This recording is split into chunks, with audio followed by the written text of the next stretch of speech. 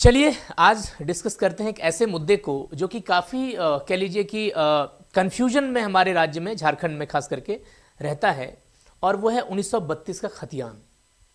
तो आज सबसे पहले हम लोग ये समझेंगे कि खतियान कहते किसको हैं और 1932 का खतियान क्या है, और इसको समझेंगे कि झारखंड में कुछ इसको लेके कुछ विरोध भी उठते हैं कहीं कहीं पे, तो वो विरोध क्यों उठता है, और इसका जो मुद्दा कह लीजिए कि झारखंड में चलता है जिससे कि झारखंड की राजनीति में एक अच्छा प्रभाव भी पड़ता है, एक बड़ा प्रभाव पड़ता है, उसको समझने का एक कोशिश करते हैं हम लोग। आज समझने की कोशिश करते हैं कि किस प्रकार से खतियान का जो मुद्दा हमारे यहाँ 1932 की खतियान का जो मुद्दा है उसको समझते हैं।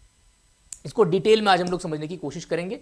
जहाँ जहाँ हो सकता है कुछ चीज़ों को हम लोग डिस्कस करेंगे, और बाकी जब भी ज़रूरत पड़ेगी आप लोग हमें कमेंट में बताइएगा कि कहाँ पे क्या समझ में नहीं आया, तो उसके बाद फिर हम लोग कोशिश करेंगे उस पर डिस्कस करने का। तो सबसे पहला जो मुद्दा आज है ये समझते हैं कि ये 1932 के खतियान का मुद्दा है क्या, और ये खतियान क्या होता है, और ये 1932 का ही क्यों बात हो रही है। इसको समझते हैं कि ये मुद्दा क्यों उठता है। देखिए, सबसे पहले समझते हैं कि खतियान क्या होता है।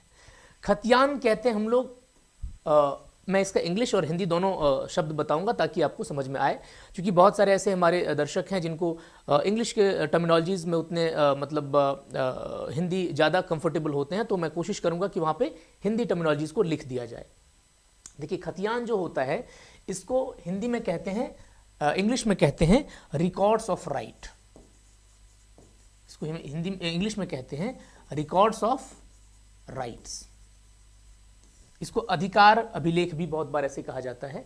कहने का मतलब क्या है, रिकॉर्ड्स ऑफ राइट्स, खतियान मतलब समझिए, खतियान एक शब्द है जो कि बिहार झारखंड में जमीन के दस्तावेज से संबंधित, यानी कि कोई जमीन का दस्तावेज है। जैसे मान लीजिए एक जमीन का भाग है, वो जमीन का भाग किसको बिलोंग करता है, मतलब वो जमीन का मालिक कौन है, वो जमीन कितना बड़ा है, वो जमीन का क्षेत्रफल क्या है, वो जमीन का शेप कैसा है, सब चीज़ें, मतलब एक जमीन का टुकड़ा, एक जमीन का जो प्लॉट है उसका पूरा डिटेल ब्यौरा होता है एक कागज में। बात समझ में आ रही है कि एक कागज होती है, उस कागज में प्रॉपर आपके जमीन का पूरा जो कह लीजिए ब्यौरा होता है, चाहे उस जमीन का प्रकार की कौन से प्रकार का जमीन है ना, या उस जमीन का मालिक कौन है। जैसे प्रकार कहने का मतलब वो टाण है, दौन है ना, इस प्रकार का जमीन होता है अलग अलग। हम बाद में डिस्कस करते जाएंगे, बीच बीच में वो सारी चीज़ें क्लियर होते जाएगा। फिर समझेंगे कि जैसे इसमें मालिक कौन होता है जमीन का क्षेत्रफल कितना है, मतलब कितना बड़ा भाग है वो प्लॉट। तो ये सारे ब्यौरा एक दस्तावेज में होता है, एक कागज का टुकड़ा में होता है, जिसको खतियान कहा जाता है। सिंपल सी बात है, बात समझ आ गई। और उसी को रिकॉर्ड्स ऑफ राइट्स कहते हैं इंग्लिश में, उसी को रिकॉर्ड्स ऑफ राइट्स। क्यों रिकॉर्ड्स ऑफ राइट्स कहते हैं, थोड़ा सा इसको भी समझ लेते हैं। देखिए, रिकॉर्ड्स ऑफ राइट्स इसलिए कहते हैं क्योंकि जमीन का असली मालिक हम नहीं होते हैं, जो आम जनता होती है। ये बड़ा इंटरेस्टिंग है, इसको ध्यान से सुनिएगा कि हमारे राज्य में जो जमीन का असली मालिक होता है ना, वो हम जनता जमीन का असली मालिक नहीं होते। क्या होता है फिर, हमें उस जमीन पे कुछ करने का अधिकार होता है। क्या होता है, अधिकार होता है। मतलब जैसे खेती करने का अधिकार होता है, घर बनाने का अधिकार होता है, पेड़ लगाने का अधिकार होता है, बांस लगाने का अधिकार होता है, ईंटा बनाने का अधिकार होता है, किसी भी प्रकार का बहुत जो भी काम लोग कर सकते हैं जमीन पे, तो उस प्रकार का जो अधिकार, जो कि हमें मैं अगर मुख्य तौर पे बताऊं तो झारखंड में जो दो कानून चलते हैं, एक है CNT एक्ट, छोटा नागपुर टेनेंसी एक्ट इसको कहते हैं, जो कि 1908 में पारित हुआ था। इसको हिंदी में छोटा नागपुर काश्तकारी अधिनियम भी कहते हैं। और एक है SPT एक्ट, जिसको संथाल परगना टेनेंसी एक्ट कहते हैं, और ये सप्लीमेंट्री प्रोविजन इसका 1949 में पास हुआ था, 1949 में, जो कि संथाल परगना काश्तकारी नियम कहलाता है। इन दो नियमों के आधार पे आपको दिखेगा कि हमें क्या क्या अधिकार हैं जमीन पे। यहाँ के जो लोग हैं, जो कि SPT और CNT एक्ट, जो हम लोग इसके बारे में और डिटेल में वीडियो में बनाऊंगा, सिर्फ CNT पे और सिर्फ SPT पे अलग कर करके, वो अच्छे से समझाऊंगा उसमें। फिर तो उसके आधार पे इन दो अधिनियमों के आधार पे जमीन का कुछ, जमीन पे हमें जो हम लोग जमीन के जो कह लीजिए अधिकारी हैं, मतलब हमारे पास कुछ अधिकार है उस जमीन का, उसी को कहते हैं, उसी का रिकॉर्ड यानी कि उसी का लेखा जोखा, उसी को कहते हैं रिकॉर्ड ऑफ राइट्स। अब खतियान समझ में आई बातें थोड़ी और, क्योंकि इंग्लिश से मैच करेंगे तो और समझ में आएगा। खतियान को इंग्लिश में कहते हैं रिकॉर्ड्स ऑफ राइट्स, और रिकॉर्ड्स ऑफ राइट्स का मतलब क्या हुआ, रिकॉर्ड मतलब लेखा जोखा, राइट्स मतलब क्या होता है, अधिकार, है ना। कहने का मतलब यह है कि जमीन पे, जमीन का मालिक हम नहीं होते, ये समझिएगा अच्छे से। जब हम लोग CNT SPT एक्ट पढ़ेंगे तो वहां और अच्छे से समझेंगे इसको। सरकार होती है जमीन का मालिक, ठीक है। तो हम क्या है, हमें जमीन पे कुछ अधिकार है, ठीक है, और उसी को कहा जाता है कि उस अधिकार का जो लेखा जोखा है कि किनके पास इस जमीन का अधिकार है, ये जो जमीन इतना बड़ा है किसके पास इसका अधिकार है, ये जमीन किस प्रकार का है। तो ये सारी चीजें जो लिखी होती है जमीन के बारे में एक दस्तावेज में, उसी को कहते हैं रिकॉर्ड्स ऑफ राइट्स, या उसी को कहते हैं खतियान। अब यहां तक बात समझ में आ गई कि खतियान क्या कहलाता है, उसको इंग्लिश में रिकॉर्ड्स ऑफ राइट्स कहते हैं, इसलिए ये इस चीज को लेके कंफ्यूज नहीं होना है। अब आगे चलते हैं, समझते हैं इसके बारे में थोड़ा थोड़ा कुछ, और आगे जहां भी चीजें कुछ कॉम्प्लेक्स होगी मैं कोशिश करूंगा कि उसको आसान भाषा में समझाया जाए, और अगर फिर भी कहीं कोई तकलीफ होगी तो कमेंट करके बताइएगा मुझे, मैं उस तकलीफ को दूर करने का हर संभव कोशिश करूंगा। ये आप एक इमेज यहां पे देख सकते हैं जो झारखंड सरकार का राजस्व एवं भूमि सुधार विभाग का एक दस्तावेज है। यही इसी को अधिकार अभिलेख कह रहे हैं। अधिकार अभिलेख मतलब इसी को रिकॉर्ड्स ऑफ राइट कहा जाता है, इसी को खतियान कहा जाता है। यहां आपको दिख रहा होगा कि यहां पूरा यहां पे जमीन का जो क्या कहते हैं उसको, किनके नाम पे है वो लिखा हुआ है, चौहद्दी लिखा हुआ है, किस प्रकार का जमीन है वो लिखा हुआ है, जमीन कितना कह लीजिए कि जमीन का साइज क्या है, वो सारी चीज यहां पे लिखी हुई है, इसी को कहते हैं खतियान। अब बात समझ आ गई, जमीन का जो दस्तावेज होता है। आगे चलते हैं, 1932 का खतियान समझते हैं कि यहां पे हमने लिखा है कि मीनिंग ऑफ 1932 खतियान, इसका मतलब यह है कि 1932 का खतियान क्या है झारखंड में, यह मुद्दा क्या है, इसको समझते हैं। देखिए अब थोड़ा सा इतिहास में चलते हैं, ठीक है, थोड़ा सा इतिहास में हम लोग चलेंगे तो और अच्छे से समझ में आएगी बातें। अगर हम ऐसे समझें कि जब हमारे यहां राजतंत्र था, या कह लीजिए जैसे मुगल का शासन था, या उससे पहले अगर जाएं तो और भी बहुत सारे शासन हमारे यहाँ राजाओं ने किया है, तो जो शासन चलता था, जब राजतंत्र था हमारे यहाँ, तो उस समय क्या होता था कि आपको पता है कि जमीन का मालिक तो राजा ही हुआ करता था। राजा जहां चाहे जिनको चाहे उस तरह से जमीन दे सकता था, और जमीन पे अगर कोई, लेकिन जो अभी जनता है, जो प्रजा होती थी उस दौरान, वो कहीं ना कहीं इसी जमीन पे रहती थी। तो उस जमीन पे वो जनता क्या कर, जनता का घर कहां रहता है, इसी जमीन पे रहता है, लेकिन जमीन का मालिक कौन होता था, राजा हुआ करता था। तो कंडीशन क्या होता था कि आप जिस जमीन पे रहते हैं उस जमीन पे आप खेती करिए, आप अपना जीवन यापन करिए, और उससे कुछ भाग जो होगा वो राजा को आप लगान के तौर पे दीजिए, राजा को आप कर के तौर पे, जिसको हम लोग कहते हैं टैक्स के तौर पे, आप उसको देते थे राजा को। अब बात समझ में आ रही है, यही होती थी पुराने दौर में। जब हमारे यहां ब्रिटिश आए, या उसके पहले भी थोड़ा सा देखें, जब आप देखेंगे मुगल शासन के दौरान ही अगर आप कुछ समझने की कोशिश करें, कुछ प्रथा थी जो शुरू हुई थी, जैसे कि मैं जमींदारी प्रथा के बारे में बताऊं, मैं अगर आपको मनसबदारी प्रथा के बताऊं, मैं जागीरदारी प्रथा के बारे में बताऊं जो कि अकबर ने लागू किया था। तो ऐसे बहुत सारे कुछ नियम कानून थे जो कि लागू किया जाता था राजाओं के द्वारा, और खास करके जमीन से संबंधी जो नियम होते थे उसके बारे में हम लोग समझ रहे हैं। क्या होता था कि कुछ लोगों को, अब राजा हर एक जगह पे जाके टैक्स तो ले नहीं सकता है, तो राजा क्या करता था कि राजा टैक्स लेने का अधिकार किसी लोगों को देता था, कोई ऑफिसर्स उसके होते थे राजा के, जो कि टैक्स लेता था, और उसके एवज में सरकार उसको, आपको पता है कि पैसे देती थी, या तो ज्यादातर जागीर देती थी बहुत बार, राइट। अब धीरे धीरे वो लोग क्या हुआ कि उनके, जागीर मतलब होता है एक भूभाग जो कि उसे वेतन के तौर पर दिया जाता था, मैं आपको बता दूं उसको जागीर कहते थे। वो जो वेतन किसी को पैसा भी मिलता था, किसी को जमीन भी मिलता था, मैं आपको बता दूं, राइट। तो जमीन का जो भूभाग है अगर किसी को वेतन के तौर पे भी दिया जाता था तो क्या होता है कि उसके पास जमीन अच्छा खासा जमा हो जाएगा, फिर वो धीरे धीरे क्या बन जाएगा, जागीरदार बन जाएगा, और आगे चल के जब उसके पास बहुत ज्यादा जमीन जमा होगा तो वही आगे चल के जमींदार किस्म का लोग होगा। बात समझ आ रही है, ये राजा की प्रथा के बाद की बात बता रहा हूं। और उसी दौरान बहुत सारे छोटे छोटे राजा हुआ करते थे, छोटे छोटे जमींदार हुआ करते थे, जो कि जैसे मान लीजिए मुगल शासन चल रहा है, मुगल का शासन पूरे देश में चल रहा है, लेकिन वहां वो तो जो सुल्तान है वो दिल्ली में बैठ रहे हैं, लेकिन या आगरा में बैठ रहे हैं, लेकिन पूरे देश में बहुत जगह छोटे छोटे राजा हुआ करते थे जो कि क्या करते थे, फाइनली टैक्स देते थे मुगल को, लेकिन उनकी भी शासन अपने क्षेत्र में चलती थी। बात समझ आ रही है? वो जो बड़े बड़े जमींदार हुआ करते थे। अब कंडीशन ये आई कि जब हमारे यहां ब्रिटिश का शासन आया, खास करके मैं थोड़ा सा अगर इतिहास बताऊं, और अगर आप लोगों ने थोड़ी बहुत पढ़ी होगी तब तो अच्छी बात है, अगर नहीं पढ़ी होगी तो भी थोड़ी बहुत समझ में आ जाएगी आपको यहां से। ऐसा कंडीशन ये है कि समझिएगा कि अगर आप ऐसे समझें कि जब ब्रिटिश शासन हमारे यहाँ आया तो उस शासन के पहले जब ब्रिटिश यहाँ पे बिजनेस करने के लिए आए थे, आपको पता है व्यापार करने के लिए आए थे, लेकिन जब 1700 कह लीजिए 57 में 1757 में एक युद्ध हुआ जिसको हम लोग कहते हैं बैटल ऑफ प्लासी, यानी कि प्लासी का युद्ध। उसमें आप सबको पता है कि ब्रिटिश ने जो बंगाल के नवाब थे उस समय, चूंकि बंगाल सबसे समृद्ध राज्य हुआ करता उस दौरान, और सबसे बड़ी बात क्या है कि जो हम लोग झारखंड के बारे में डिस्कस कर रहे हैं, ये झारखंड भी उस समय बंगाल का ही भाग था, ये ध्यान से समझिएगा।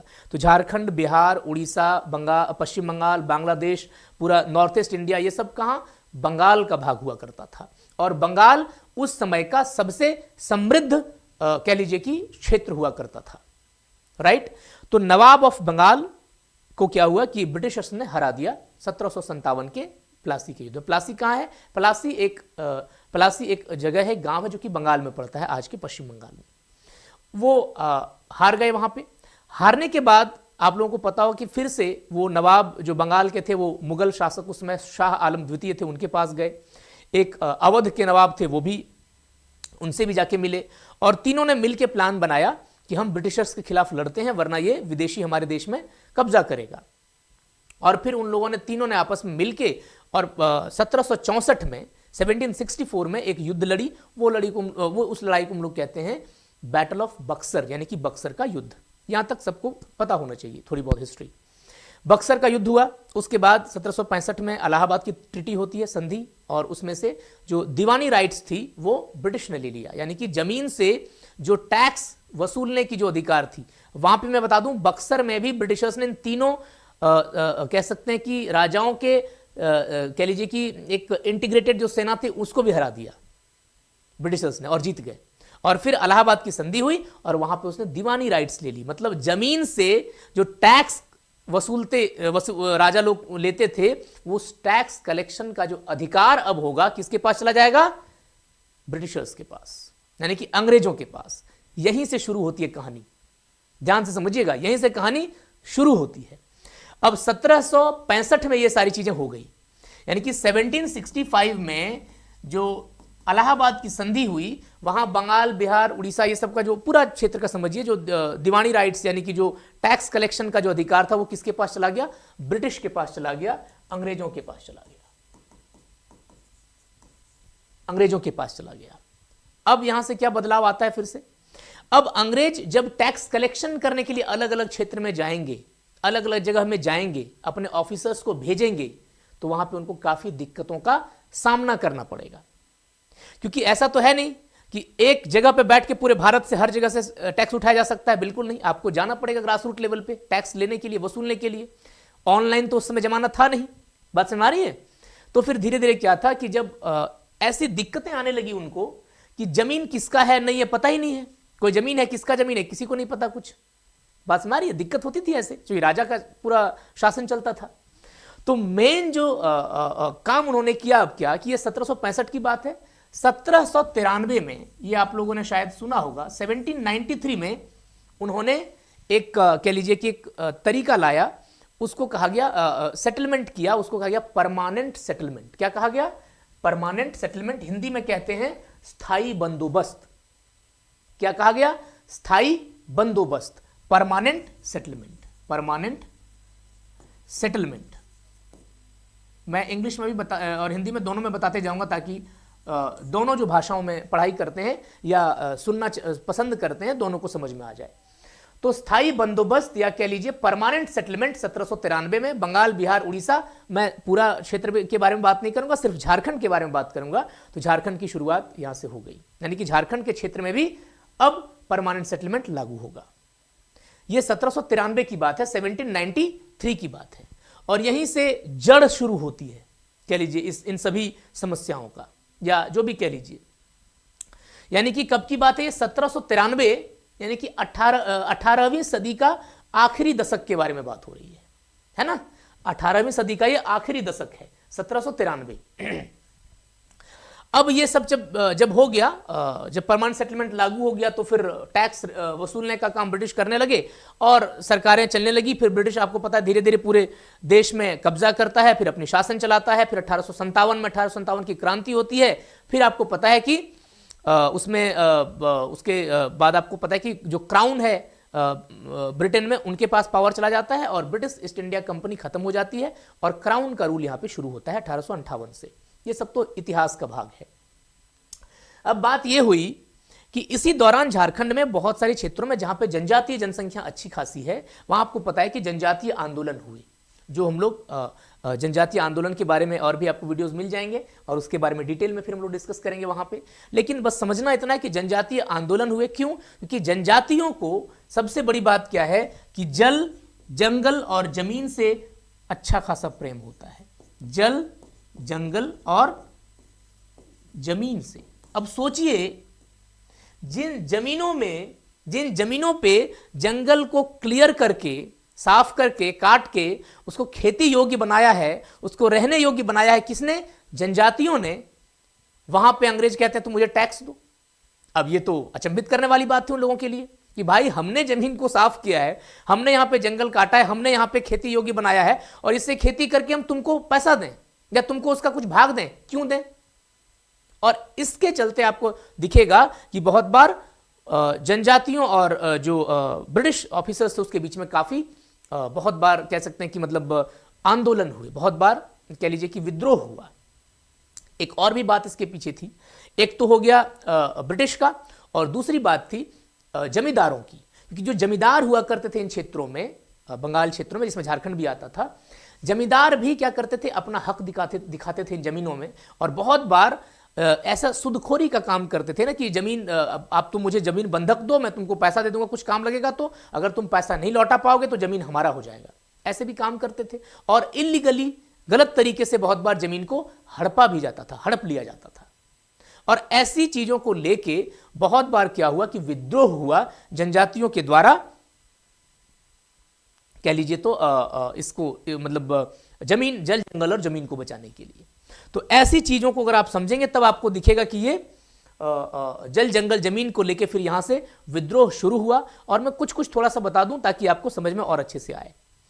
तो 1857 में जो क्रांति हुई थी उसके जस्ट एक साल पहले 1855-56 में आपको दिखेगा संथाल विद्रोह हुआ था संथाल परगना क्षेत्र में।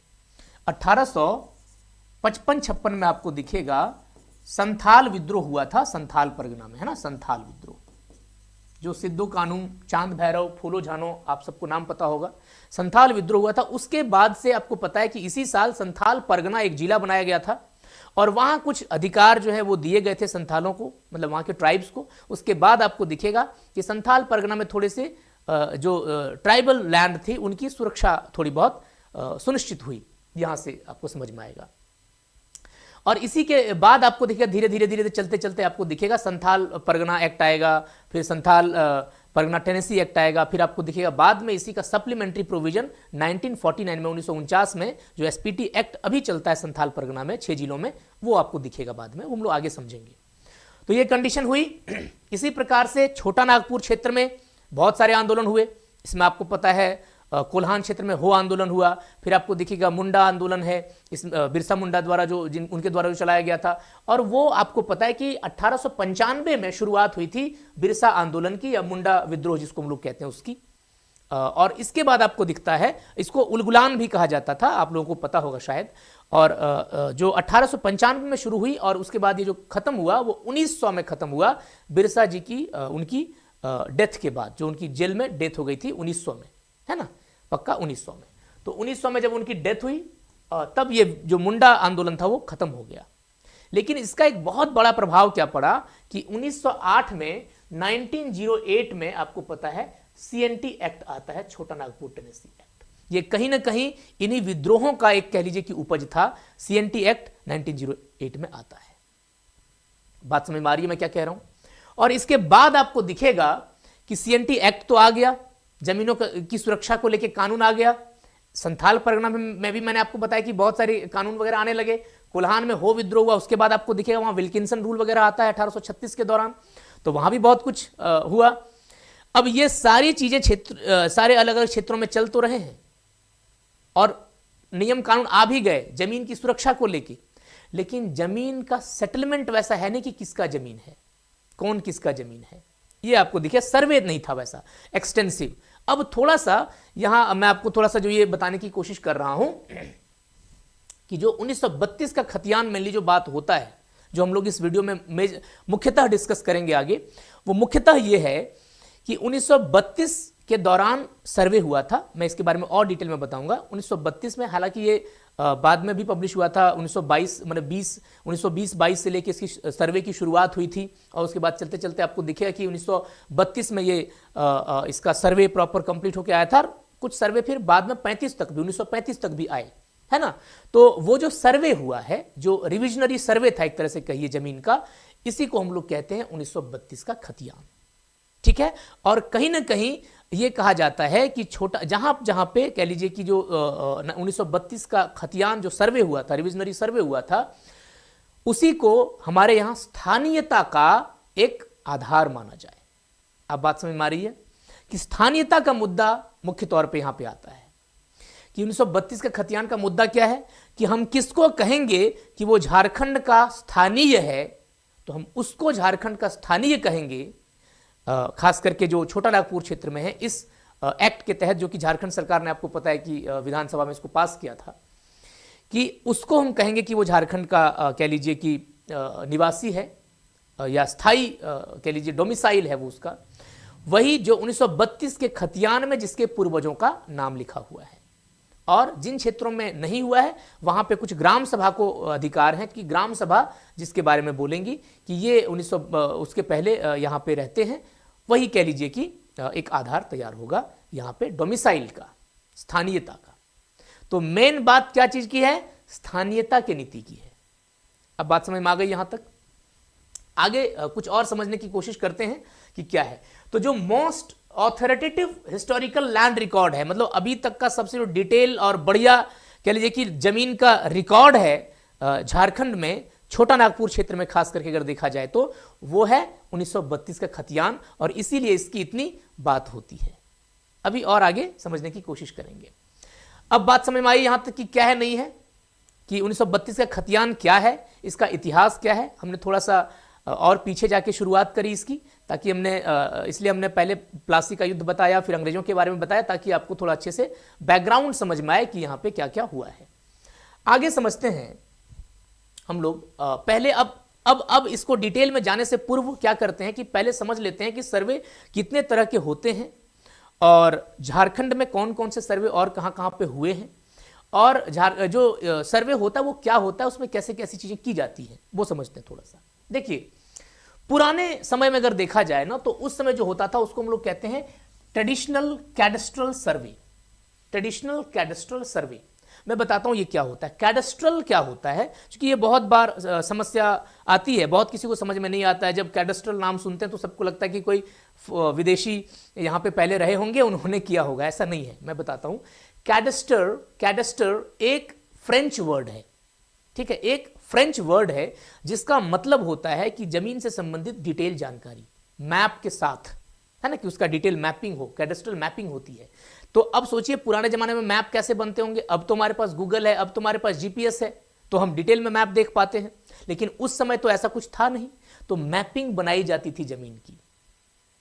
बात समझ रही है? यही पूरी जो जानकारी होती थी कि एक जमीन का भाग है, उसका मैपिंग बनाया गया है और उसके बारे में डिटेल जानकारी दी गई है, इसी को कहा जाता था कैडेस्ट्रल सर्वे।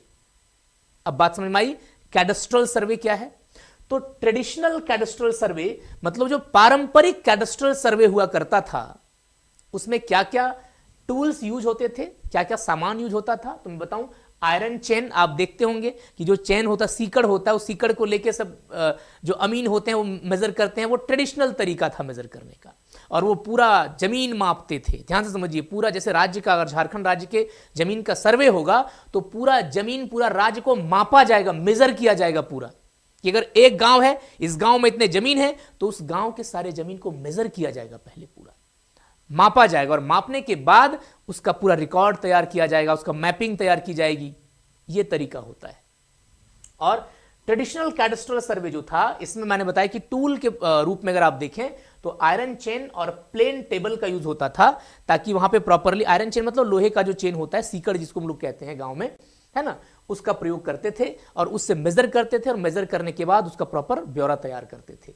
एक्यूरेसी क्या होती थी? Prone to human error. आपको पता है कि अगर चेन से मेजर करके नाप के लिखा जाएगा तो कहीं ना कहीं थोड़ी सी एरर होगी, उसमें कोई समस्या आएगी, है ना। तो ये थोड़ा सा ह्यूमन एरर को लेके, यानी कि थोड़ा सा कुछ गलती, उतना एक्यूरेट नहीं था ये, है ना, थोड़ा सा इसमें कमियां थी। स्टोरेज क्या था? तो फिजिकल पेपर या क्लॉथ, ये वल्नरेबल इसका स्टोरेज था, क्योंकि आपको पता है मैप उस समय कहां बनाया जाएगा, उस समय कुछ ऐसा कंप्यूटर वगैरह तो था नहीं।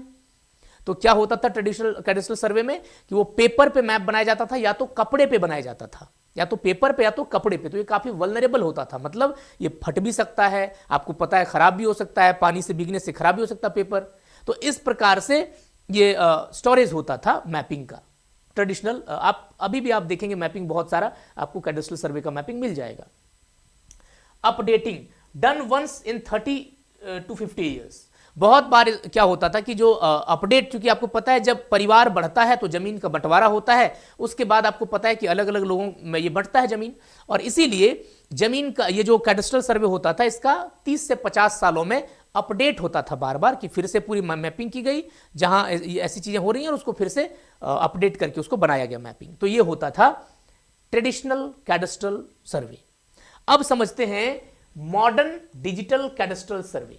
अभी भी कैडस्ट्रल सर्वे होगा, राइट, लेकिन अब डिजिटल एंड मॉडर्न होगा।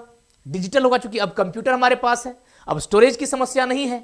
तो अब का जो सर्वे है, इसीलिए झारखंड में बहुत सारा, अभी आपको दिखेगा कि जो डिजिटल, जो ऑनलाइन झारभूमि.com, मैं आपको वो भी खोल के दिखाऊंगा कि कैसे वर्क करता है।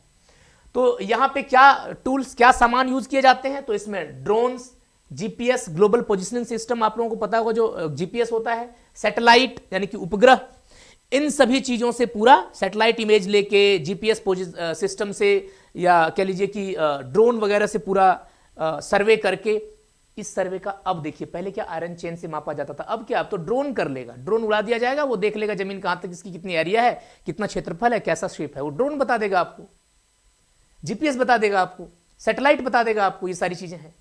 बात समझ में आ रही है? इसमें एक्यूरेसी कितना है? तो सेंटीमीटर लेवल एक्यूरेसी है। बड़ा बड़ा जमीन का ये सेंटीमीटर तक, एकदम छोटा से छोटा एक्यूरेसी तक बता देगा कि इसमें इतना इतना लंबा चौड़ा ये है। तो इसकी एक्यूरेसी एकदम जबरदस्त एक्यूरेसी है, डिजिटल एक्यूरेसी है मॉडर्न जमाने में। स्टोरेज क्या है? तो क्लाउड बेस्ड है, यानी कि झारभूमि पोर्टल, मैंने आपको बताया, झारभूमि पोर्टल आप खोलिएगा, मैं आपको भी खोल के दिखा दूंगा। तो वहां पे क्या, पूरे गांव का जहां का ऑनलाइन डिजिटली हो चुका है जमीन का सर्वे, वहां आपको दिखेगा कि झारभूमि पोर्टल पे आपको पूरा का पूरा गांव का दिख जाएगा कंडीशन, कि कौन से जमीन किसके नाम पे है, कितना बड़ा क्षेत्रफल है, सब दिख जाएगा। थोड़ा सा हम लोग वहां देख ही लेते हैं, फिर आगे बढ़ेंगे, राइट। तो थोड़ा सा इसको देखते हैं पहले कि किस प्रकार से जमीन हम लोग वहां पे देखते हैं झारभूमि.com पे, तो आपको और कुछ क्लैरिटी इसको लेके आ जाएगी। बात समझ में आ गई? तो सबसे पहले हम यहाँ पे खोलते हैं झारभूमि.com, है ना, झारभूमि, ये खोलते हैं झारभूमि। यहां जब आप जाएंगे ना, तो यहां पे आपको पूरा लैंड रिकॉर्ड सारा दिख जाएगा, कि कोई भी चीज आप देखना चाहेंगे, आप पहले जैसे मान लीजिए खतियान देखना, आप यहां आ जाइए, आप कोई भी जिला सेलेक्ट करिए, आप जो जिला यहां पे आपको दिख रहा है उस जिला का यहां पे आप नाम सेलेक्ट करिए, आप हल्का का नाम सेलेक्ट करिए, अंचल का नाम सेलेक्ट करिए, जहां जहां आपको सेलेक्ट करना है उसको आप सेलेक्ट करते जाइए। और जैसे ही आप इसको खोलिएगा, किसी मौजा का नाम आप खोल दिया आपने, यहाँ पे खाता नंबर कोई भी सिलेक्ट कर लिया आपने, ठीक है। अब इसको आप क्या करेंगे, यहां कैप्चा डाल के इसको आप सर्च कर लेंगे, है ना, ठीक है। ये हो गया आपका। जैसे आप खोलेंगे, देखिए आपको यहां सारा दिख जाएगा डिटेल में। इसके बाद मैं आपको और बताऊं कि यहां पे आप मैप भी देख सकते हैं, मैं आपको दिखा देता हूं। यहां पे आप चाहे किसी गांव का, तो आपको मैप भी दिख सकता है। आप अगर भू नक्शा देखना चाहें तो भू नक्शा में जाएं, आपको यहां पे मैप भी दिख जाएगा। मैं आपको मैप भी दिखाता हूं। जैसे ये एक मैप है जो आपको दिख रहा है, ये साफ साफ, कि ये झारखंड के गुमला जिले का गुमला सर्कल का बरकनी मौजा का ये मैप है। आपको दिख रहा है मैप, ये एक गांव है बरकनी, वहां का मैप है। अब आपको जानना है कि जो 340 नंबर प्लॉट है ये किसके नाम से क्या है नहीं है, इस पे आप क्लिक कर दीजिए। जैसे इस पे आप क्लिक करेंगे ये देखिए ये ब्लू हो गया और यहां पे आपको दिखेगा इसका इंफॉर्मेशन कंप्लीट दे देता है कि कौन सा मौजा किनके लिए। ये है डिजिटल सर्वे। अब बातें समझ में आ रही है डिजिटल सर्वे किस लेवल पे है कि अब ये सारी चीजें जो है वो आपको पता है कि ये उस लेवल पे चला गया। आप देखिए यहां पे ये प्लॉट नंबर 96 है जो आपको दिख रहा है इसी मौजा का, जिसमें नाम लोहरा उरांव व कोचे उरांव के नाम पे है। 60 डिसमिल जमीन है ये। अब क्लियर इंफॉर्मेशन आपको मिल गया, कोई भी देख सकता है कहीं से। आप सोचिए हम क्लास में आपको दिखा रहे हैं कि गुमला जिले का बरकनी गांव का जो कह लीजिए कि एक मौजा है, उस वो मौजा किसके नाम पे, ये आपको साफ साफ दिख रहा है। Got the point. ये है डिजिटल सर्वे। ये क्या हो रहा है, डिजिटल सर्वे। अब चलते फिर से हम यहां पे, तो मैंने अभी आपको बताया कि इसकी जो एक्यूरेसी है वो सेंटीमीटर लेवल तक है। इसमें आपको दिखता है कि स्टोरेज जो है वो क्लाउड बेस्ड स्टोरेज है, मतलब मेमोरी में स्टोरेज होता है। क्लाउड में भी इसमें कोई समस्या नहीं है मेमोरी की, बर्बाद होने की भी समस्या नहीं है कि बाद में डिस्ट्रॉय हो जाएगा, क्योंकि ये तो पूरा क्लाउड स्टोरेज में है। आगे अपडेटिंग आपको पता है कि ये रियल टाइम होता है, जब चाहे तब अपडेट किया जा सकता है, क्योंकि ये तो ड्रोन से, ये तो डिजिटली हो रहा है, इंटरनेट से हो रहा है, तो इसमें कोई समस्या नहीं है। अपडेट करने में भी कोई उतना झमेला नहीं है कि सीकड़ ले जाके आप मापिए पूरा, वैसा कुछ समस्या नहीं है। बात समझ में आ गई। तो प्रत्येक म्यूटेशन के बाद, म्यूटेशन मतलब कहते हैं दाखिल खारिज, हिंदी में कहते हैं म्यूटेशन को दाखिल खारिज, दाखिल खारिज, ठीक है। दाखिल खारिज का मतलब क्या हो गया, मतलब हो गया कि कोई जमीन है उसमें किसी का दाखिल था, अब उसको खारिज करके किसी और का दाखिल होगा, तो इसको हम लोग कहते हैं म्यूटेशन। Got the point. और ये जमीन का नाम जब चढ़ता है जमीन पे किसी का, उसी को कहते हैं। तो अब आपको समझ में आई कि सर्वे पहले कैसा होता था, जिसको ट्रेडिशनल कैडेस्ट्रल सर्वे कहते थे, पारंपरिक कैडेस्ट्रल सर्वे, और जो अभी होता है उसको हम लोग आधुनिक डिजिटल कैडेस्ट्रल सर्वे कहते हैं। आधुनिक डिजिटल कैडेस्ट्रल सर्वे होता है जिसमें क्या सारी चीजें होती हैं, अंतर दोनों में, ये मैंने आपको क्लियर इससे समझाने की कोशिश की। अब आगे हम लोग देखते हैं कि झारखंड के अलग क्षेत्रों में कुछ कंपेयर करके देखेंगे कि कुछ जो मेजर रीजनल सेटलमेंट है, जो मोटे मोटे तौर पे जो कुछ क्षेत्र हैं झारखंड में, वहां किस किस प्रकार के सेटलमेंट हुए हैं, पहले ये देख लेते हैं, और उसके बाद आगे देखेंगे कि जो मॉडर्न 1947 की आज़ादी के बाद जो हमारे यहाँ कुछ मॉडर्न कह लीजिए कि जो सेटलमेंट हुआ है उसके बारे में भी देखेंगे। तो आपको दिख रहा है कि जो कुछ रीजन है, इसमें छोटा नागपुर आपको पता है, जिसमें छोटा नागपुर टेनेसी एक्ट लागू होता है मुख्य रूप से। इसमें अगर आप देखें तो मेजर सर्वे नेम क्या है, कैडेस्ट्रल सर्वे, रिविजनरी सर्वे, इसी को कहते हैं रिविजनली सर्वे ऑफ 1932। और यही आपको दिखे 1902 से 1932 जो आपको दिख रहा है ना, यही है कि इन दौरान सर्वे हुआ और 1932 में ये सर्वे कह लीजिए कि पब्लिक हुआ, यानी कि सर्वे को प्रॉपर पब्लिश किया गया। बात समझ आ रही है। इसी को कहते हैं 1932 का, इसी सर्वे में जिनका नाम होगा उसी को कहते हैं 1932 के खतियान में। और ये छोटा नागपुर क्षेत्र में, मैं बताऊंगा कि कौन कौन से जिलों में कहां पे है। थोड़ा धैर्य रखिए, और वीडियो थोड़ा सा लंबा होगा, बहुत ज़्यादा तो नहीं, बट मैं चाहता हूं कि थोड़ा सा अगर डिटेल में समझा जाए तो थोड़ा समय तो दिया ही जाना चाहिए, राइट। और मैं कोशिश करूंगा कि हर संभव सारे डिटेल इसमें दे दूं, इसीलिए मैं कोशिश कर रहा हूं कि प्रॉपरली आपको गूगल में आपको वेबसाइट वगैरह खोल के भी दिखा दिया जाए कि कहां पे कैसा क्या है। ये बातें समझ में आ गई। छोटा नागपुर में संथाल परगना क्षेत्र में देखें तो संथाल परगना टेनेसी एक्ट इसका मुख्य एक्ट है, आपको पता है। और गैंजर सेटलमेंट, वहां पे एक ब्रिटिशर्स थे जिनका नाम था गैंजर, राइट, उन्होंने ही सेटलमेंट किया था, उसी को कहा जाता है गैंजर सेटलमेंट, ठीक है। इसीलिए बहुत बार ये जब संथाल परगना में अगर आपका घर होगा तो वहां आपने बहुत बार गैंजर का नाम सुना होगा, गैंजर सेटलमेंट, गैंजर का बंदोबस्त, गैंजर का मैप। तो गैंजर जो है वो ब्रिटिश एक ऑफिसर थे जिन्होंने ये सेटलमेंट करी थी संथाल परगना क्षेत्र में, तो इसलिए इसको गैंजर सेटलमेंट कहा जाता है। और ये 1922 से 35 के बीच में किया गया था, मतलब लगभग समझिए उसी समय की बात है जब छोटा नागपुर क्षेत्र में जो हमारे यहाँ रिविजनरी सर्वे 1932 वाला हो रहा है। सेम उसी समय में आपको संथाल परगना में भी सेटलमेंट दिखेगा, लेकिन वो जो सेटलमेंट है वो ये वाला 1932 वाला खतियान वाला नहीं है, वहां पे गैंजर सेटलमेंट हो रहा है। क्या हो रहा है, गैंजर सेटलमेंट। आगे कोल्हान क्षेत्र में अगर देखें तो आपको पता है वहां विल्किंसन रूल चलता है अभी भी, 1836 में लागू हुआ था विल्किंसन रूल, और लगभग 36 में। और रीड्स सेटलमेंट कहते हैं या रिविजनरी सर्वे भी इसको कहते हैं, और ये काफी बाद में हुआ, ये आजादी के बाद में हुआ, जिसको कोल्हान क्षेत्र में आपको दिखेगा 1858 से 65 के दौरान कह लीजिए कि सर्वे हुआ, जो कि रिविजनरी सर्वे कहलाता है। आरएस रिविजनरी सर्वे 1932 वाले को भी कहते हैं, छोटानागपुर वाले को भी, और इसको भी कहते हैं रिविजनरी सर्वे, लेकिन ये काफी बाद में हुआ कोल्हान में। कोल्हान में 1858 से 65 के दौर में आपको दिखेगा, तो वही 64-65 वाले को हम लोग यहाँ पे कोल्हान क्षेत्र में मानते हैं। और इसीलिए एक बड़ा जो विरोध है 1932 का खतियान को लेके, ये कोल्हान क्षेत्र से उठता है, क्योंकि कोल्हान क्षेत्र में 1932 के समय में वैसा कोई सेटलमेंट आपको नहीं देखने को मिलता है, वैसा कोई सर्वे, सेटलमेंट नहीं, वैसा कोई सर्वे आपको नहीं देखने को मिलता है। बात समझ में आई? तो ये बात है हमारे यहाँ कोल्हान में। तो ये कुछ मुख्य क्षेत्रों में, छोटानागपुर, संथाल परगना और कोल्हान क्षेत्रों में मैंने आपको बताया कि कुछ जो बड़े बड़े एक्ट कौन कौन से लागू होते हैं। और मैं बता दूं, कोल्हान में सीएनटी एक्ट भी अभी वही चलता है, सीएनटी एक्ट वहां भी लागू होता है। सीएनटी एक्ट झारखंड के 18 जिले में लगता है, और एसपीटी एक्ट जो है संथाल परगना टेनेसी एक्ट, वो झारखंड के 6 जिले में लगता है, सिर्फ संथाल परगना के जिले में। बाकी जो 4 प्रमंडल हैं, उन चारों प्रमंडल के 18 जिले में सीएनटी एक्ट लगता है, छोटानागपुर टेनेसी एक्ट लगता है।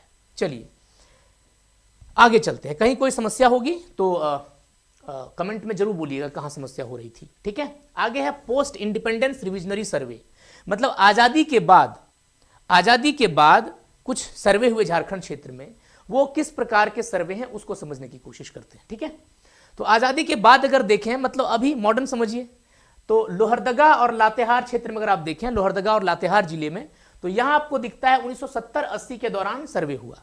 सर्वे मतलब क्या? जमीन का प्रॉपर ब्यौरा तैयार करना, जमीन का प्रॉपर खाका तैयार करना। ठीक है, इसको कहते हैं सर्वे। तो 1970-80 के दौरान हुआ। यहां पे आपको दिखता है ये कंप्लीट हुआ, यानी कि ये बहुत सारे सर्वे अभी भी चल रहे हैं, वो कंप्लीट अभी तक नहीं हुए हैं, राइट। तो ये कंप्लीट हुआ, और इसीलिए लोहरदगा और लातेहार आपको कुछ ऐसे जिलों में दिखता है जहां पे कि झारखंड में सर्वे कंप्लीट हुआ है, जहां डिजिटली भी सर्वे कंप्लीट हुआ है। तो among the few districts where post dependence land survey reached final conclusion, तो कुछ ऐसे जिले हैं झारखंड में जहां पे कंप्लीट अगर कंक्लूजन पे कोई सर्वे, जमीन का सर्वे है, तो वो आपको दिखता है लोहरदगा, लातेहार, ऐसे जिले हैं जहां पे कंप्लीट सर्वे हुआ है और कंक्लूजन निकल चुका है, और उसका प्रॉपर डिजिटल डेटा भी तैयार हमारे पास मिलता है।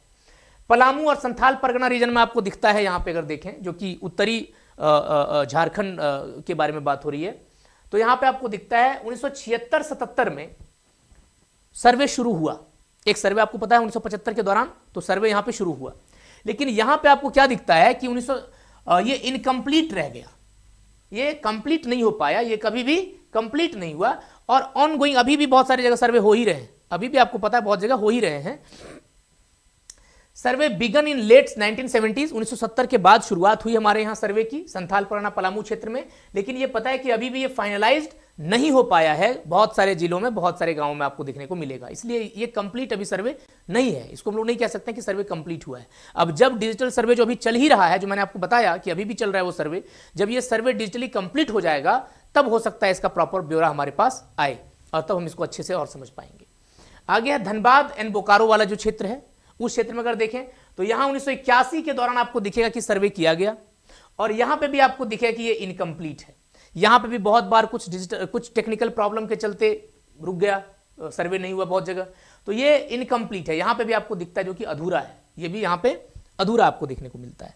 फिर सिंहभूम क्षेत्र में आपको थोड़ा दिखेगा 1958 से 65 वाला, जो मैंने आपको जस्ट कुछ देर पहले बताया, यही सर्वे जो सिंहभूम में है वो कंप्लीट हुआ है, और ये आपको दिखेगा कि रिविजनरी सर्वे था जो कंडक्ट किया गया था मेनली 1964-65 के दौर में, इसलिए इसको कॉमनली 1964-65 का सेटलमेंट कहा जाता है, 1964-65 का सेटलमेंट कहा जाता है, जो कि कह लीजिए कि सिंहभूम क्षेत्र में, कोल्हान क्षेत्र में हुआ है।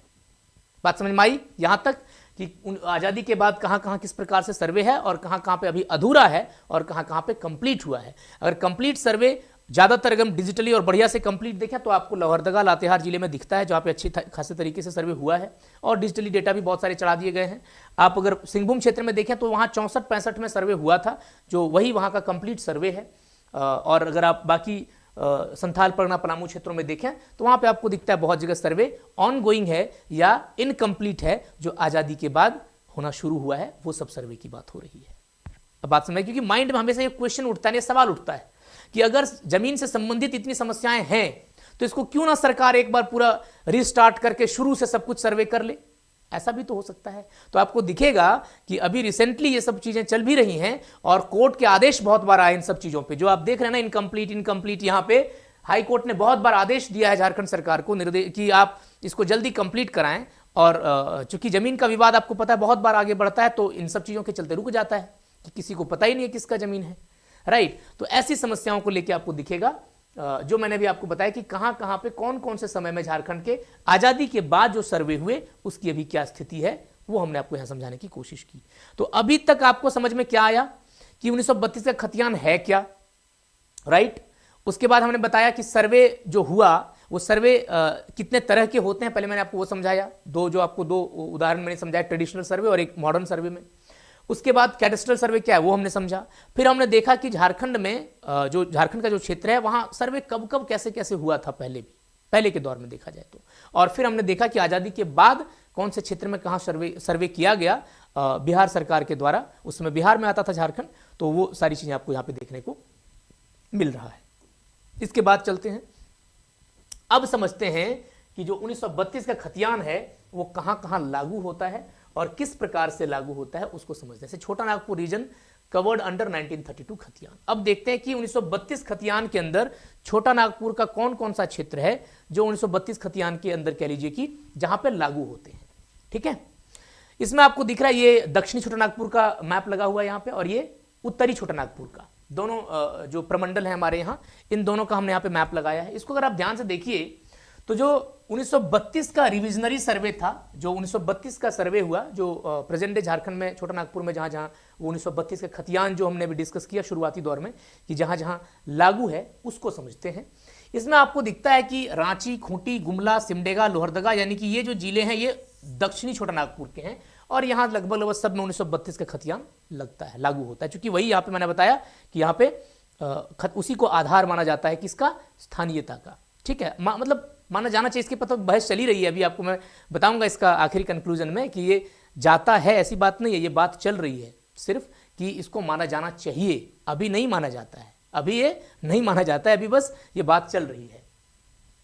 फिर लातेहार, चतरा, हजारीबाग, कोडरमा, रामगढ़ जो आपको दिख रहा है कि उत्तरी छोटा नागपुर के जिले हैं, यहाँ पे भी आपको कुछ दिखता है कि सीएनटी गवर्न एरियाज में। और मैं बता दूं कि ऐसा नहीं है कि कोई जिले का नाम लिखा है तो पूरा जिला का जिला कंप्लीट एकदम है, कुछ जिले हैं जो आपको दिख रहा है, लेकिन बहुत सारे जिले ऐसे भी हैं जिनके कुछ गाँव में कंप्लीट सर्वे हुआ है, कुछ गाँव में नहीं हुआ है, कुछ क्षेत्र में हुआ है, कुछ क्षेत्र में नहीं हुआ है, ऐसे भी बहुत जगह हैं, ठीक है। चूंकि ये सर्वे है जमीन का तो बहुत मुश्किल काम है, बहुत कॉम्प्लेक्स काम है। फिर कॉमन फीचर जो आपको दिखता है इन क्षेत्रों में, वो आपको दिखता है कि ये जो क्षेत्र हैं, ये जो जिले हैं, ये मुख्यतः सीएनटी एक्ट के द्वारा गवर्न किए जाते हैं। तो यहाँ पे ट्राइबल अधिकार काफ़ी हैं जमीन में, आपको पता है, इसके लिए बहुत बार समस्याएं आती हैं। और खास करके आपको पता है कि इन क्षेत्रों में क्यों ज़्यादा समस्याएं आती हैं, और इसका एक बहुत बड़ा रीजन है कि जमीन का प्रकार समझना। जैसे अगर आप देखेंगे इन क्षेत्रों में एक जमीन होता है गैर मजरूआ जमीन, ठीक है। तो बहुत बार इन सब चीज़ों को लेकर समस्या आती है कि जो विभिन्न प्रकार के जमीन से आप यहाँ देखेंगे कि कुछ ट्रेडिशनल टेन्योर्स थे पहले, कि पहले कुछ अधिकार थे कुछ क्षेत्र, इस क्षेत्र में कुछ ट्राइब्स को जमीन, तो उसमें आपको दिखेगा, या कुछ कह लीजिए कि यहाँ के स्थानीय लोगों को, उसमें आपको दिखता है जैसे कि खुटकट्टी एक अधिकार था कि खुटकट्टी किस्म का टेन्योर मतलब कि जमीन पे उनका किस प्रकार का अधिकार होगा।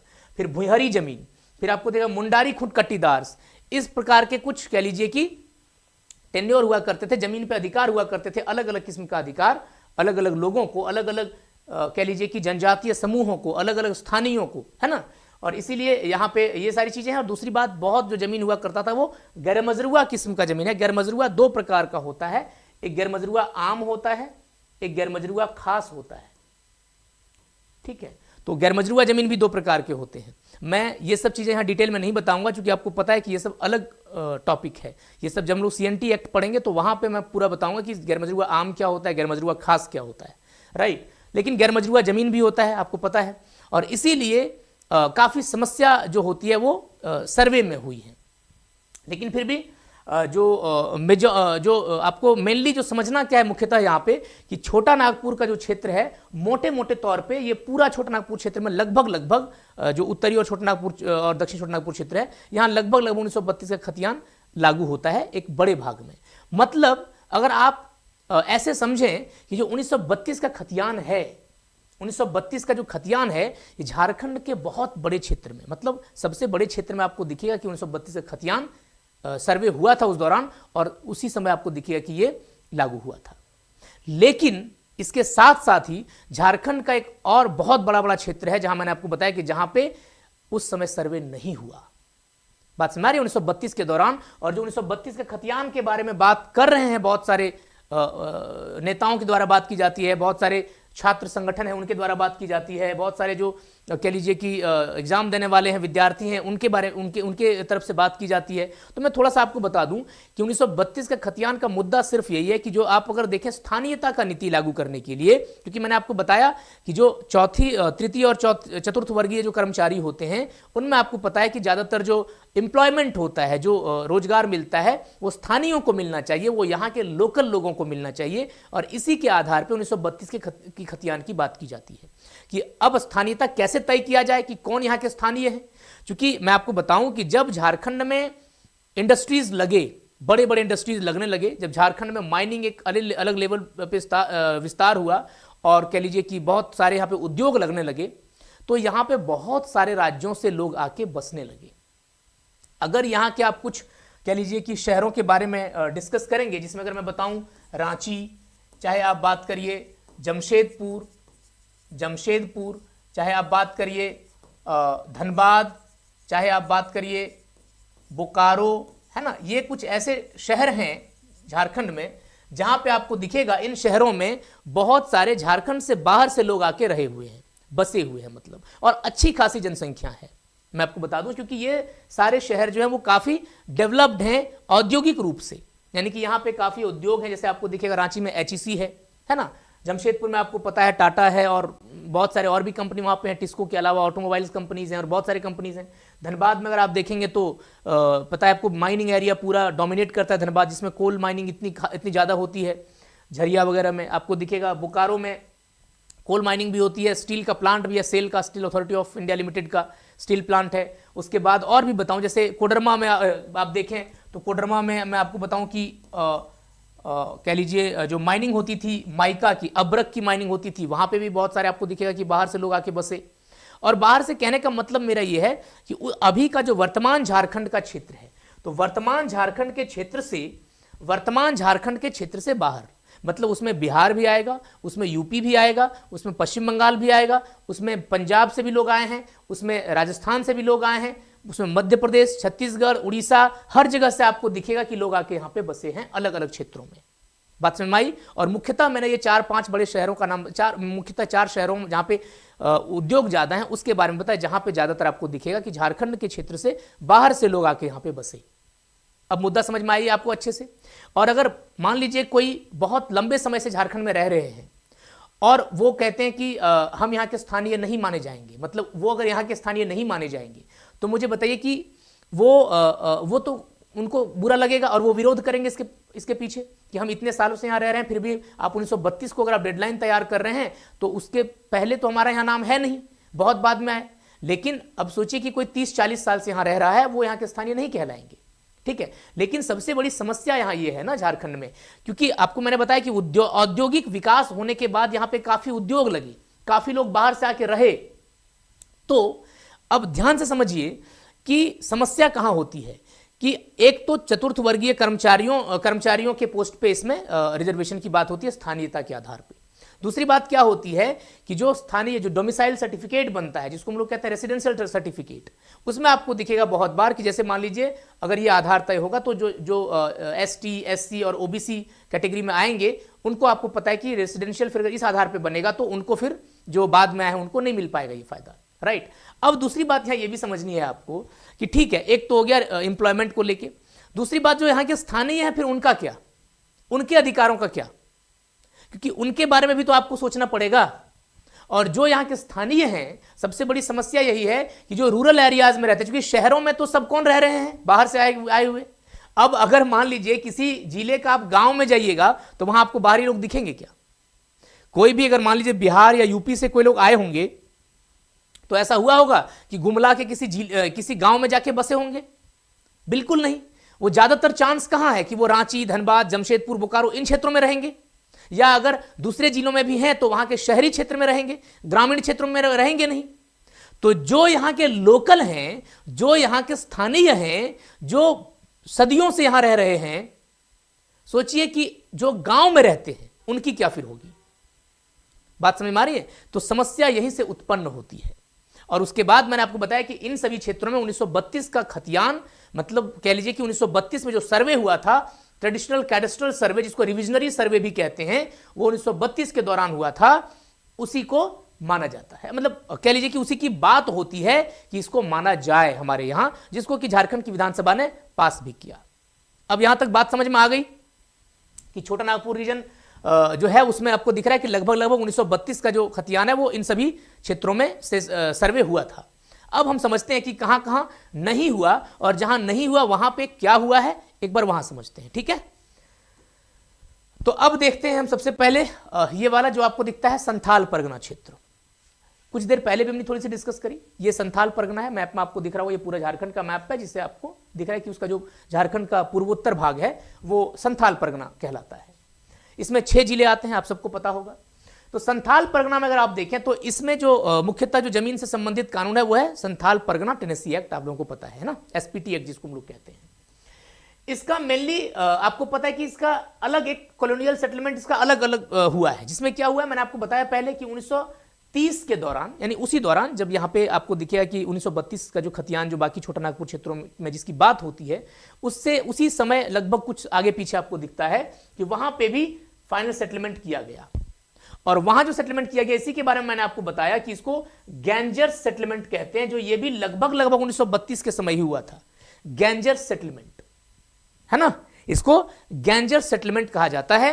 और ये संथाल परगना के जो 6 जिले हैं, दुमका, गोड्डा, साहेबगंज, पाकुड़, देवघर और जामताड़ा, इन्हीं जिलों में ये लागू होता है। मतलब वहीं पे ये सर्वे किया गया था, और ज्यादातर आपको दिखेगा कि वहीं गैंजर्स जो सेटलमेंट था वो इन्हीं क्षेत्र में समझिए कि वहीं पे ये किया गया। और वहां पे ये 1932 का जो खतियान है अगर वो आधार बनेगा तो फिर ये संथाल परगना में लागू नहीं होगा, क्योंकि संथाल परगना के लिए फिर आपको गैंजर्स सेटलमेंट करना पड़ेगा। बात समझ में आ रही है? तो एक ये बात होती है। इसका क्रूशियल पॉइंट क्या है जो मैंने आपको बताया कि संथाल परगना में जो 1932 का रिकॉर्ड हो रहा है, ये आपको पता है कि ये not the same as CNT based 1932 खतियान है। जो हम लोग यहां पे देख रहे हैं कि 1932 में यहां भी सर्वे हुआ है, ये सेम खतियान वाली बात नहीं हो रही है। यहां 32 के दौरान में गैंजर सेटलमेंट हुआ था, वो दूसरा सर्वे है, वो 1932 की खतियान वाला सर्वे नहीं है। वो वही यहां पे मैं बताने की कोशिश कर रहा हूं कि संथाल परगना में जो 1932 की सर्वे की बात की जा रही है, 1932 खतियान की, वो संथाल परगना में लागू नहीं है। अब बात समझ में आ गई? यहां तक आगे चलते हैं। और कौन क्षेत्र हैं उसमें से? कोल्हान रीजन। और कोल्हान क्षेत्र जो मैंने आपको पहले भी बताया, जिसमें पश्चिमी सिंहभूम, पूर्वी सिंहभूम और सरायकेला खरसावां जिला आता है। ये भी काफी ट्राइबल डोमिनेंस वाला इलाका, आपको पता है, हो ट्राइब काफी रहते हैं पश्चिमी सिंहभूम में। अब अगर यहां समझें तो ये कोल्हान क्षेत्र जो है ये पूरा का पूरा लगभग मोस्टली आउटसाइड 1932 का खतियान। यहां तो 1932 के दौरान कोई सर्वे ही नहीं हुआ है। ये तो क्षेत्र पूरा का पूरा 1932 के खतियान से बाहर है। तो आपको यहां दिखता है कि ये 3 जिले जो हैं, यहां पे मुख्य रूप से आपको पता है कि ये कुछ ट्राइबल ट्रैक्ट के द्वारा एडमिनिस्टर किए जाते हैं। और इसमें आपको दिखता है ट्राइबल एक्ट के द्वारा, जिसमें एक्ट के द्वारा सर्वे कंडक्टेड अर्लियर 1910-20 में कुछ कुछ किया गया, लेकिन ये आपको पता है कि उतना कंप्लीट भी नहीं हुआ और उतना कुछ कॉम्प्रिहेंसिव भी नहीं था। बाद में आपको पता है, जो मैंने बताया कि 1950 के बाद आपको 64-65 के दौरान, जो मैंने बताया 1964-65 का जो सर्वे था, उसको मुख्यतः जो यहां माना जाता है वो सर्वे को माना जाता है। यानी सोचिए कि ये सर्वे 1964-65 में मुख्यतः हुआ है, तो 1932 में तो वहां हुआ ही नहीं कुछ, तो फिर वहां आपको कुछ और आधार तैयार करना पड़ेगा। तो एक तो संथाल परगना आउटसाइड चला गया, दूसरा कोल्हान जा रहा है इससे बाहर। बात समझ में आ रही है? और आपको दिखता है कि इसमें जो है कि फैक्ट्स की जो कभी लगभग 1932-31 में जो रिवीजन सेटलमेंट हुआ था, वहां पे बहुत सारे विलेज हैं कि जो कभी इंक्लूड ही नहीं हुए, कभी उसमें सर्वे किया ही नहीं गया उस दौरान। ठीक है, और लार्ज पार्ट जो है इसमें कोल्हान में, मैंने आपको बताया कि 1932 के खतियान वहां पे नहीं है, ये बाहर है उससे। ठीक है, और ये इसीलिए बाद के जो कुछ सर्वे हुए हैं उस पर निर्भर करता है कि वहां के बारे में क्या बात की जाएगी। और इसलिए यहां पे स्ट्रांग ओपोजिशन मिलता है किसको? कोल्हान क्षेत्र से, 1932 के कट ऑफ को, कि अगर आप 1932 के कट ऑफ को लागू करते हैं तो कोल्हान क्षेत्र में बहुत दिक्कत होगी। इसीलिए कोल्हान क्षेत्र के लिए मतलब से एक कह लीजिए कि एक स्ट्रांग अपोजिशन आता है 1932 के खतियान को लागू करने को लेके। बात समझ में आई? ये हमारे यहां दो क्षेत्र जो मैंने अभी आपको बताया इसके बाहर में है। अगर आप पलामू क्षेत्र को समझें तो हमने लगभग 4 प्रमंडल समझ लिया, उत्तरी छोटानागपुर, दक्षिण छोटानागपुर, संथाल परगना और कोल्हान। अब समझते हैं पलामू प्रमंडल। पलामू में क्या है कि पलामू में आपको दिखेगा कि ये पार्शियल एंड मिक्स्ड केस है, कि पलामू के कुछ कुछ क्षेत्र में ये सर्वे उस समय किया गया, लेकिन इसके काफी बड़े भाग हैं जो कि उससे बाहर रहा सर्वे से, राइट। अब कंडीशन ये है कि सीएनटी गवर्नड एरिया जो है, जिसमें मैंने आपको बताया मुख्य रूप से लातेहार जिला, चूंकि आपको मैं बता दूं कि जो पलामू प्रमंडल में 3 जिले हैं, पलामू, लातेहार और गढ़वा, इसमें से लातेहार में सबसे ज्यादा ट्राइबल पॉपुलेशन है और लगभग 45-46% के ऊपर आपको दिखेगा जो ट्राइबल पॉपुलेशन वो लातेहार जिले में है। मतलब 5 जिले जिसमें 50% से ज्यादा जनजाति जनसंख्या है, उसके बाद छठा जिला लातेहार ही है जहां पे अच्छी खासी जनजाति जनसंख्या है, ठीक है, छठे नंबर पे। तो आपको दिखता है लातेहार, इसमें mainly linked to revisionary survey era, मतलब उसमें लातेहार जिले में आपको दिखेगा कि कुछ सर्वे किया गया है 1932 के दौरान, तो वहां उसका कुछ गांव है, कुछ भाग है जो कि लातेहार आता है 1932 के अंदर। लार्ज एरिया जो है सर्वे किया गया बहुत बाद में पलामू का, 1950 से 70 के दौरान आपको दिखेगा बहुत अलग अलग समय पे सर्वे किया गया पलामू का। और इसमें इसीलिए आपको दिखेगा कि नॉट फुल्ली अंडर 1932 का खतियान, तो इसीलिए यहां से भी बहुत बार आपको और लेकिन कंप्लीटली ये बाहर भी नहीं था, क्योंकि इसके कुछ कुछ गांवों का, खास करके लातेहार जिले का और कुछ और गांवों का कहीं कहीं आपको दिखेगा सर्वे किया गया, इसलिए ना ये फुल्ली बाहर था 1932 के खतियान से, ना ये फुल्ली अंदर था। तो इसमें क्या हुआ कि इस सर्वे में बहुत बार समस्या देखने को मिलती है कि यहां पे भी थोड़ा बहुत अपोजिशन देखने को मिलता है कि अगर 1932 का खतियान लागू होता है तो एक समस्या होगी कि हमारे यहां फिर क्या उपाय लगाया जाए। तो ओवरऑल मैं आपको यह बताना चाहता हूं कि 1932 के खतियान का की जो मैंने बताया कि जो मेन मकसद ये क्या है कि स्थानीयता की नीति तैयार करना है ना। क्या स्थानीयता की नीति तैयार करना, जिसको हम लोग कहते हैं डोमिसाइल पॉलिसी। किस चीज से संबंधित है ये? डोमिसाइल पॉलिसी से, मतलब स्थानीयता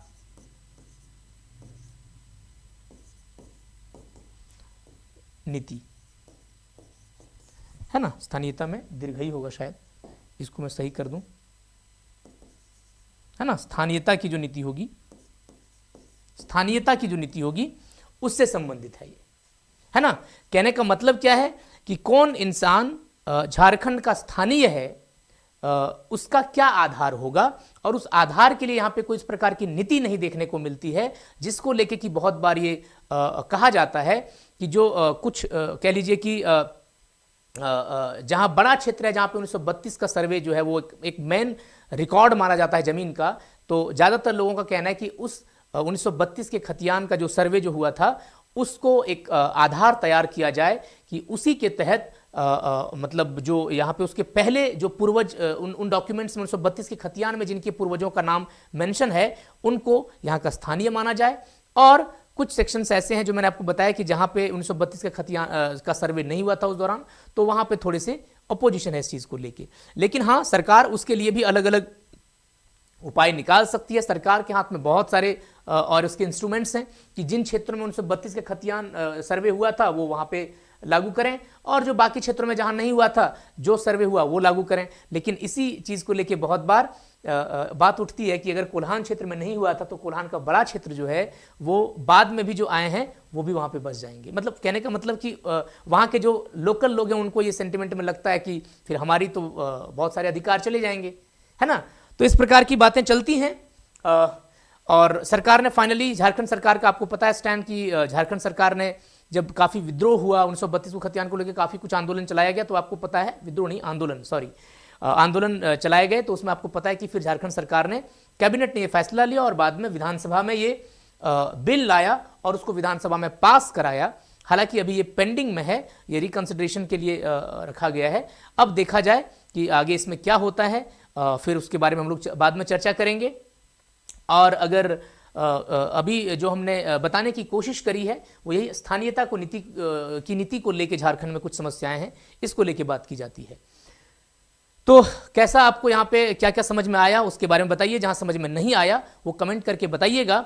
और क्या होना चाहिए खास करके झारखंड में स्थानीयता की नीति को लेके, क्या 1932 के खतियान को आधार मानना चाहिए या बाकी क्षेत्रों में जो और भी सर्वे हैं उसको मानना चाहिए, या फिर एक ओवरऑल पूरे झारखंड के लिए एक अलग कह लीजिए कि कुछ पॉलिसी लाना चाहिए, ये आप कृपया कमेंट करके बताइए। मैं जानना चाहता हूं कि कितने ऐसे लोग हैं जो ये चाहते हैं कि झारखंड में जो 1932 का खतियान है वो मुख्यतः लागू हो, और कितने हैं जो कह सकते हैं कि नहीं, इसमें कुछ और पॉलिसीज लाया जा सकता है जो कि कुछ एक न्यू हो। तो आप अपना जो व्यू है उसको कमेंट करके जरूर बताइएगा। और जहां कभी कोई अगर कुछ आपको लगी होगी कोई दिक्कत समझने में, तो उसको एक बार जरूर कमेंट करिएगा। I will try to make it like easy for you all. मैं इसको आसान बनाने की और कोशिश करूंगा। और मिलते हैं फिर अगले वीडियो में, देखते हैं कि इसमें आपको क्या रिस्पॉन्स होता है। Thank you so much.